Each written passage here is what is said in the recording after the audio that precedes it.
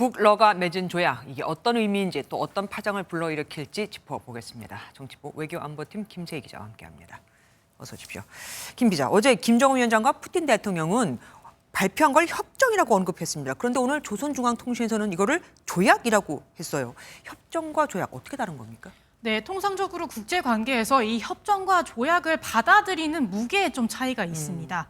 조약은 국가 간 체결하는 국제법상 법적 구속력을 갖는 합의를 말하는데요.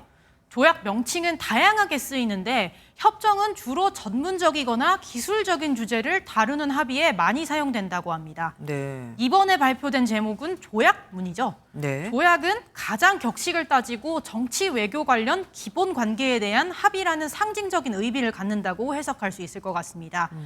또 지난 2000년에 북한과 러시아가 맺은 조약이 12개 조항에 그쳤는데 이번에는 23개로 좀 더 포괄적이고 상세하다고 할 수 있습니다. 이번에 공개된 조약문을 보면 전쟁 때는 군사 원조를 한다. 이게 나오는데 여기에 대해서 해석이 나뉜다고요? 네, 맞습니다. 먼저 리포트에서 봤듯이 1961년에 체결된 유사시 자동 군사 개입 조항을 다시 부활한 것 아니냐는 주장이 나오고 있습니다. 네.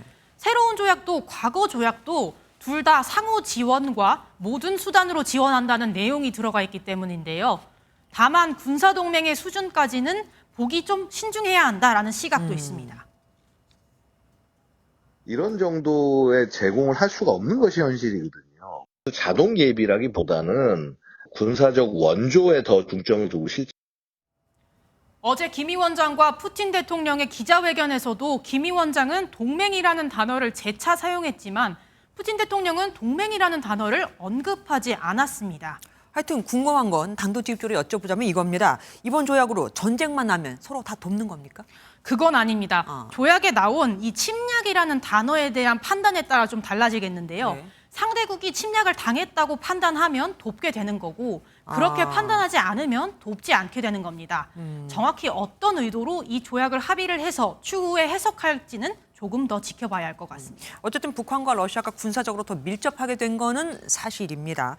혹시 북한의 추가 도발도 예상할 수 있을까요? 네, 북한과 러시아가 아주 초밀착하면서 신냉전 체제가 오지 않냐는 좀 우려도 나오는데요. 네네. 앞서 말씀드린 조약의 상호 지원 부분뿐만 아니라 전문 8조의 경우에는 공동 조치라는 내용도 담겨 있습니다. 그렇기 때문에 북한에게는 눈엣가시인 한미연합훈련에 대항해 북러 군사훈련이 이루어질 수도 있다는 시나리오도 나오고 있는데요. 네.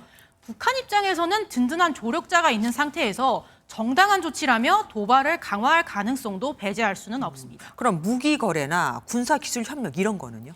네, 이미 어제 푸틴 대통령이 기자회견에서 직접 유엔 안보리 제재를 비판하기도 했는데요. 네.